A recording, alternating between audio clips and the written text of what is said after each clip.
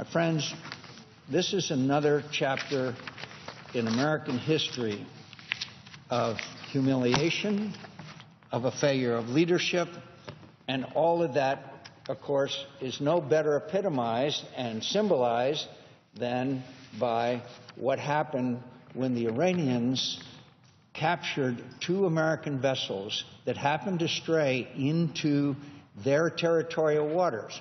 Now, everybody should know that when a ship goes into another country's territorial waters, the first thing they do is go out and guide them out of it. It is against international law to take them at gunpoint.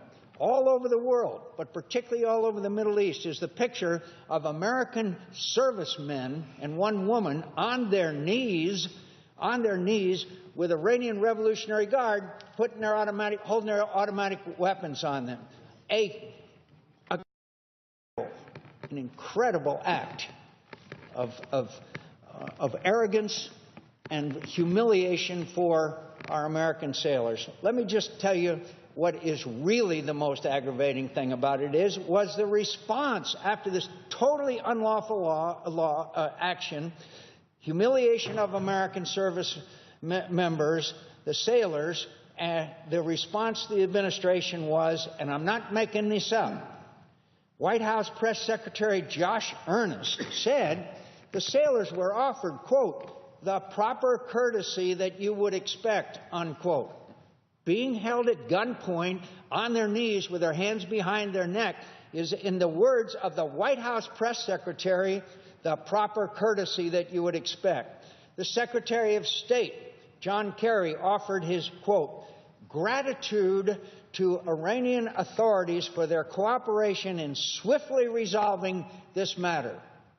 That's the American Secretary of State after gross violation of international law. Our American servicemen are put on their knees by a bunch of two-bit Iranians. Vice President Joe Biden described the incident as, quote, standard nautical practice. The Vice President of the United States says that when you put Americans on their knees and point weapons at them with evil intention, that's standard nautical practice. What planet has the Vice President of the United States been on? And now, to cap it all off, this week, Iranian Ayatollah Khomeini pinned the Order of Fath Medal to the chests of those that mistreated and humiliated American personnel.